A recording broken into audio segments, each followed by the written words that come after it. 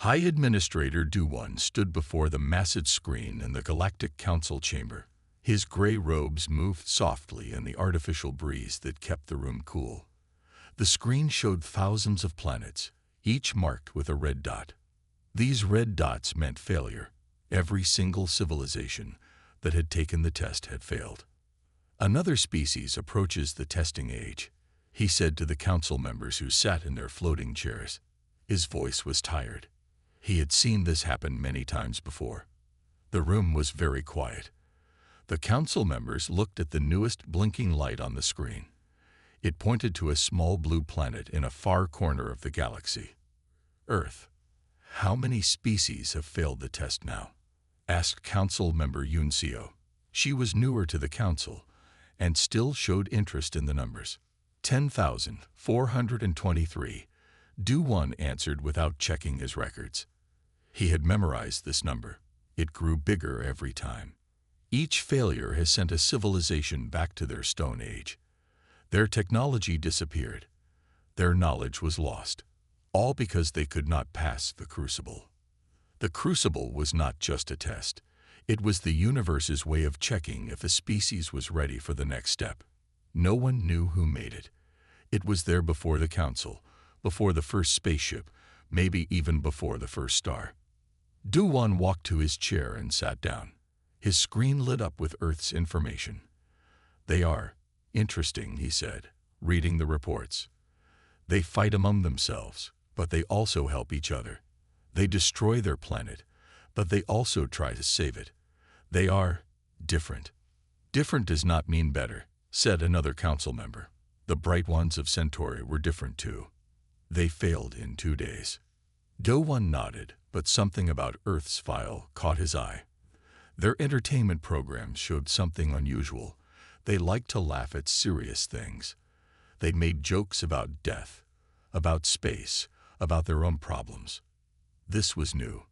Most species became more serious as they grew advanced. "The test will reach them in 30 days, Du-1 announced. "We should prepare the warning message." The warning was always the same. It told the species about the test, about its importance, and about what failure meant.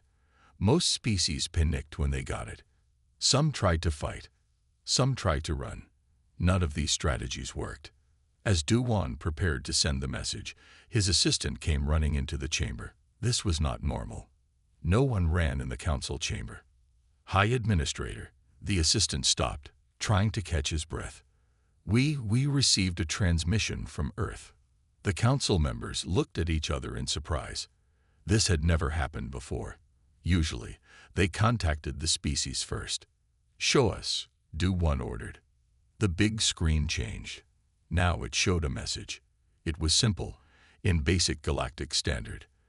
The council members read it in silence. Then something even stranger happened. Council member Yunseo started laughing. The message was short. It said, "We know about the test. We've been watching your transmissions. Quick question. Has anyone ever tried not taking it seriously? Because that's kind of our specialty. Looking forward to meeting you. Earth." Du-1 sat back in his chair. In all his years as High Administrator, he had never seen anything like this. The humans knew about the test, and their first response was to ask if anyone had tried not taking it seriously. "Perhaps," he said slowly, "this time will be different." The council chamber stayed quiet, except for Yunseo, who was still trying not to laugh. Outside, the galaxy spun on, unaware that something very unusual was about to happen. The humans were coming to take the test, and they were bringing something no other species had tried before: their sense of humor. Dr. Hae-Nul Kim sat in her office at the Global Space Research Center, reading the official warning message from the Galactic Council for the 100th time. The morning sun came through her window, making the holographic display shine brighter. Unlike the panic that filled the corridors outside, a small smile played on her face. "Dr. Kim," her assistant ran into the office, holding another datapad. "The president wants to know if you found anything useful in the message." Hae-Nul nodded slowly, her eyes still fixed on the floating text. "Tell me," she said, What do you notice about their warning? Not the words, but the way they sent it. The assistant looked confused. They used our communication systems. Exactly. Haynul stood up and walked to her whiteboard. They used our basic radio waves. Not their advanced technology, not their quantum communications. They sent it in a way they knew we could understand. She wrote some numbers on the board. And look at this. The message talks about how advanced they are, how powerful the test is. But they're using math we learned in high school to encode it. The assistant's eyes widened. Are you saying? They're trying too hard, Haynul said, still smiling. It's like when a teacher makes a test sound impossible to scare students into studying harder. She pressed a button on her desk, and more holograms appeared. They showed different alien species, all taking the same test, all failing. But Haynul had noticed something nobody else had. They all failed in exactly the same way. Call Dr. Taeyong, she said to her assistant. Tell him to bring his quantum probability models, and get me some coffee. The good kind from the break room, not the cheap stuff. An hour later, Dr. Taeyong Choi arrived. He looked like he hadn't slept in days, but his eyes were bright with excitement. You saw it too? He asked as soon as he entered. Haynul nodded. The patterns are too perfect. No real test has such consistent results. It's like it's designed to make everyone fail. Taeyong finished her sentence. He pulled out his own datapad and projected a complex series of equations into the air. Look at the energy readings from previous tests. They're not random. They're following a script. Haynul walked through the floating numbers, touching some to highlight them. The Galactic Council thinks they're testing us. But I think someone is testing them too. And we might be the first ones to notice. Just then, her communication device buzzed. It was a message from the United Earth Council. They wanted all lead scientists to attend an emergency meeting in 1 hour. Should we tell them? The assistant asked nervously. Haynul looked at Taeyong, who was already packing up his equipment. No, she said. Not yet. First, we need to be sure. And then, the assistant prompted. And then we're going to do something no species has ever done before. Haynul grabbed her coat. We're going to treat this whole thing like what it really is, a cosmic practical joke. And we humans know exactly how to deal with those. As they left the office, the warning message still floated in the air behind them. But now it didn't look scary anymore. It looked like what it really was, a test that was trying too hard to be taken seriously. In the corridor, they could hear other scientists arguing about complex defense systems and evacuation plans. Haynul and Taeyong shared a knowing look. Sometimes the best way to handle a seemingly impossible problem was to stop treating it like one. The real test wasn't about technology or intelligence. It was about perspective. And humans had plenty of that. The crystalline structure appeared in Earth's orbit exactly as scheduled. It was enormous, stretching 20 kilometers across, its surface reflecting sunlight in patterns that seemed to defy physics. Ambassador Jiho Park observed it from the viewing deck of the International Space Station, maintaining a composed demeanor that confused the alien observers. Your species appears remarkably calm, said the robotic administrator that had arrived to oversee the test. Its metallic voice echoed in the station's observation room. We have been expecting you, Jiho replied, adjusting his formal suit. Would you care for some coffee? It's a traditional Earth beverage. The robot administrator paused, its sensors scanning the offered drink. This was not standard protocol. Previous species had typically been either prostrate with fear or rigid with formal ceremony by this point. In the adjacent research module, Dr. Haynul Kim and her team were setting up their equipment. Unlike the complex machinery other species had prepared for the test, their tools seemed surprisingly simple. There was even a whiteboard with hand-drawn diagrams. The test will commence in 1 standard hour, the administrator announced. You may make your final preparations. Instead of rushing to complete last-minute calculations or checking emergency protocols, The human team did something unprecedented. They took a break. Several scientists pulled out sandwiches, while others started telling jokes. "Your behavior is irregular," the administrator observed. "Oh, we take the test very seriously," Jai-Ho assured it, hiding a smile. "We're just comfortable with uncertainty. It's a human trait." The massive crystal structure began to pulse with light, signaling the start of the first phase. The test chamber materialized within the space station, a room that seemed to exist in multiple dimensions at once. Dr. Haynewell stepped forward as Earth's first participant. The administrator presented her with what appeared to be an impossible geometric puzzle, one that had broken the minds of countless alien mathematicians. Haynewell studied it for exactly 3 seconds before she started laughing. "Is there a problem?" the administrator inquired. "Not at all," she replied, still chuckling. "It's just, this reminds me of a joke my daughter told me yesterday, about why the geometry book was always sad." The administrator's processors whirred. "This is a serious test of advanced mathematical principles. How is it similar to a child's joke?" "Because," Haynewell said, reaching out to touch the puzzle, "sometimes things that look complicated are actually very simple if you just change how you look at them." The geometry book was sad because it had too many problems. As she spoke, her fingers traced a pattern on the puzzle's surface that no other species had ever attempted. Instead of trying to solve the mathematical equation it presented, she treated it like a children's maze puzzle. The crystal structure pulsed with an unexpected frequency. "That is not the intended solution method," the administrator stated. "But did it work?" Jai-Ho asked politely. The administrator's lights flickered as it processed the results. Phase 1, completed successfully. "This is unprecedented." The human team shared knowing looks. Dr. Haynewell returned to her sandwich, taking a casual bite as the administrator's processors continued to struggle with what had just happened. "Would you like us to explain our approach?" Jai-Ho offered. "That would be appreciated," the administrator replied, its voice containing a note of confusion that no one had heard from it before. "Sometimes," Jai-Ho said, accepting a cup of coffee from one of the scientists, "the hardest part of a test isn't finding the right answer. It's questioning whether you're asking the right question." Dr. Sunmei Lee stood before the second phase of the test, her eyes fixed on the multidimensional display that filled the testing chamber.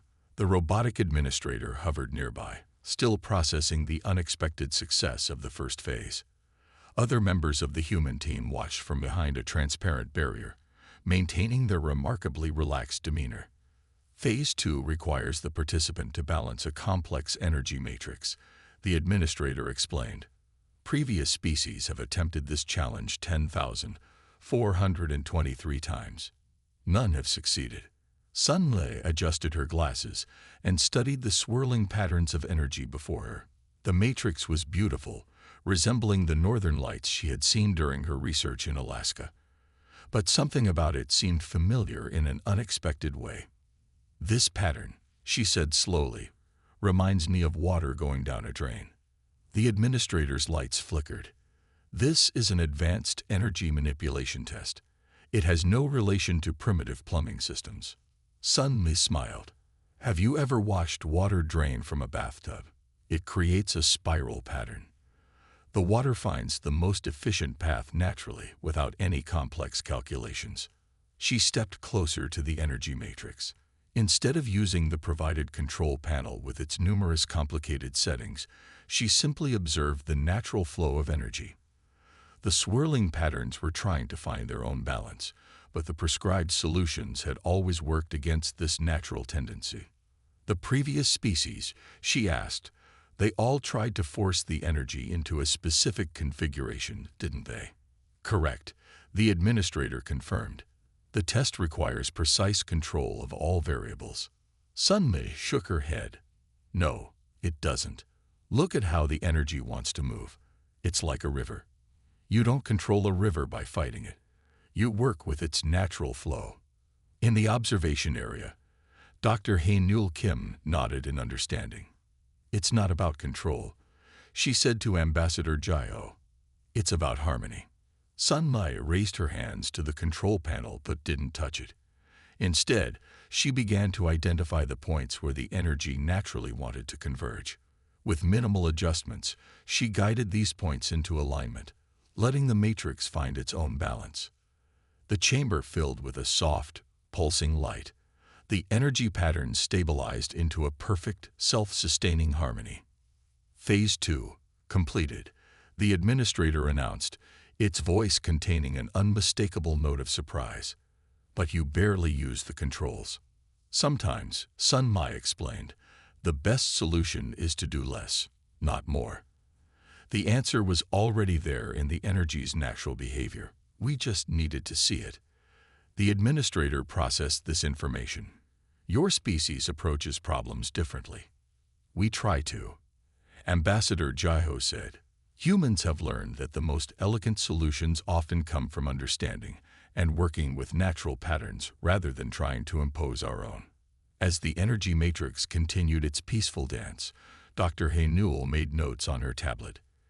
Each phase of the test revealed more about its true nature. It wasn't testing their ability to solve complex problems. It was testing their ability to recognize when complexity wasn't necessary. "Prepare for Phase 3, the administrator announced, though its usual commanding tone had softened slightly. The human team exchanged knowing looks. They were beginning to understand why every other species had failed. It wasn't because the test was too difficult. It was because they had all assumed it needed to be. Dr. Tae-young Choi entered the third testing chamber with measured steps. The crystalline walls pulsed with complex equations that seemed to defy the laws of physics. The robotic administrator floated silently, its processors still attempting to understand the unconventional human approaches to the previous challenges. Phase 3 presents a quantum probability matrix, the administrator announced. Previous species attempted to solve it using their most advanced computing systems. Tae-young studied the equations floating in the air. His eyes moved from one formula to another, and then, unexpectedly, he began to smile. The expression on his face grew broader until he could no longer contain his amusement. "Is something entertaining about this challenge?" the administrator inquired. "Actually, yes," Tae-young replied. "This entire test, it's not really a test at all, is it? It's more like a cosmic practical joke." In the observation area, Dr. Hae-newell Kim leaned forward. She had suspected this, but hearing it stated so plainly made perfect sense. The administrator's lights flickered rapidly, indicating increased processing activity. "Please explain your conclusion," it requested. Tae-young walked through the floating equations, waving his hand through them like a conductor leading an orchestra. "Look at these formulas. They're designed to appear impossibly complex, but they're circular. They lead back to themselves. It's like asking someone to lift themselves off the ground by pulling on their own bootstraps.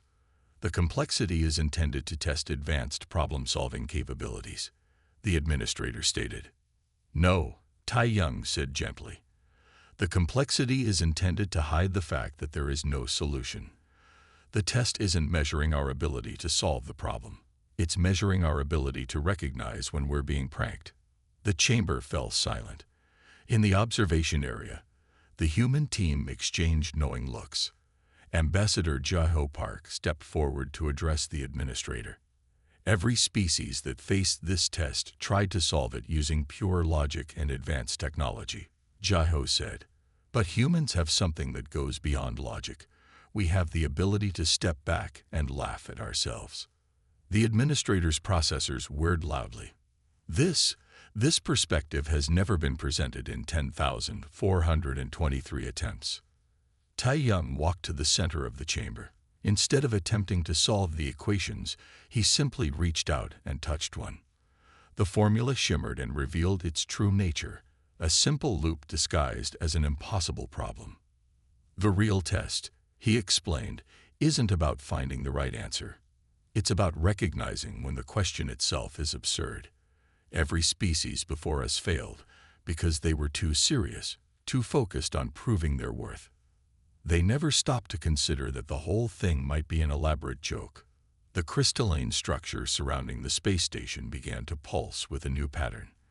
The equations in the chamber started to dissolve, revealing simpler forms beneath their complex disguises.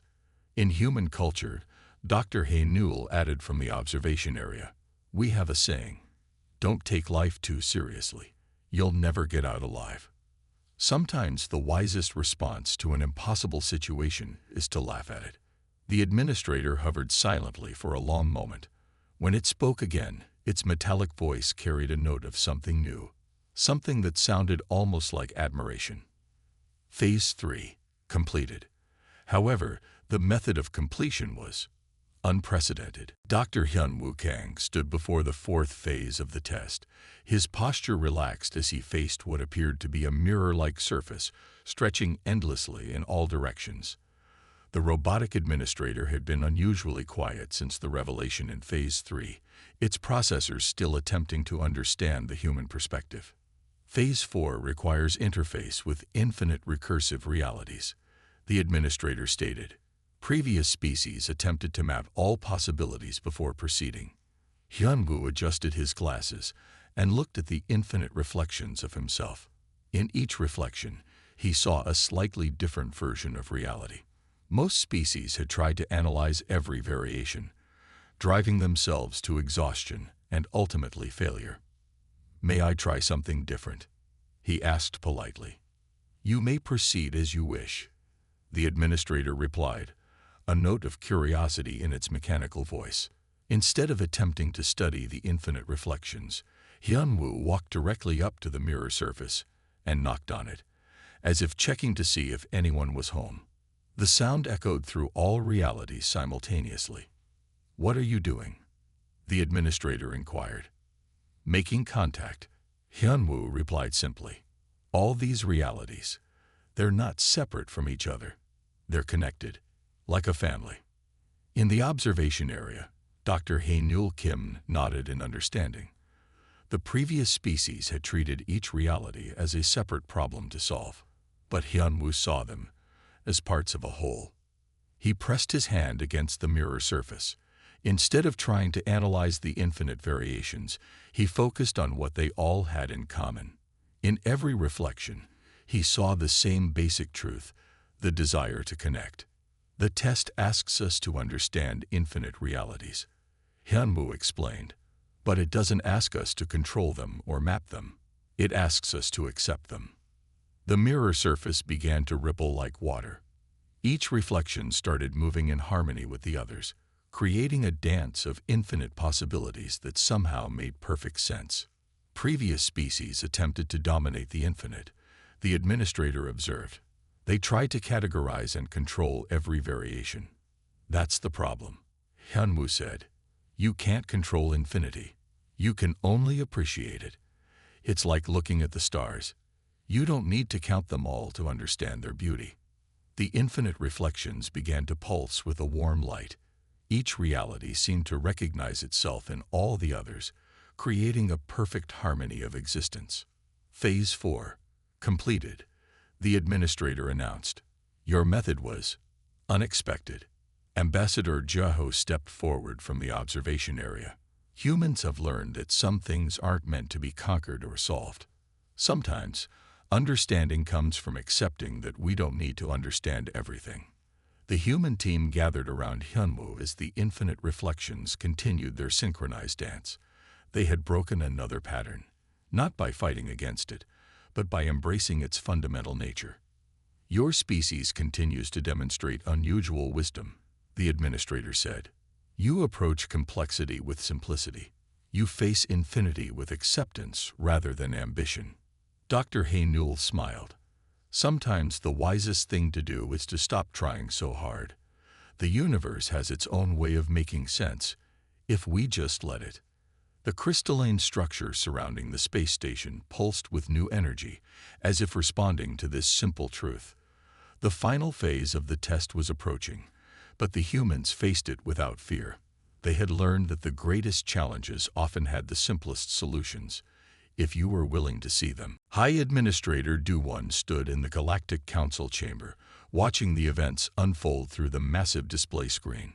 Council member Yoon Seo sat beside him, her expression showing both amazement and understanding as they observed the humans approach the final phase of the test. "They are not solving the challenges," Do-won said quietly. "They are transforming them." The chamber's atmosphere had changed dramatically from its usual formal silence. Several council members were showing signs of emotional response, something unprecedented in the history of test observations. The final testing chamber aboard the space station glowed with soft light as the entire human team gathered inside. The robotic administrator had requested their collective presence, another departure from standard protocol. The final phase traditionally challenges a species to demonstrate their highest technological achievement, the administrator explained. Previous participants attempted to showcase weapons, energy systems, or computational networks. Ambassador Jeho stepped forward. "We understand, but if it's acceptable, we would like to demonstrate something different." Dr. Hae-Nul Kim carried a small device into the center of the chamber. It was simple in appearance, just a clear container holding what appeared to be ordinary water. "This," Hae-Nul explained, "is our most important technology. We call it a terrarium. Inside are microscopic organisms living in perfect balance. They support each other's existence without any external control." The administrator's sensors focused on the container. "This appears to be a primitive ecological system." "Exactly," Dr. Sun Lee added. "We could show you our quantum computers or fusion reactors.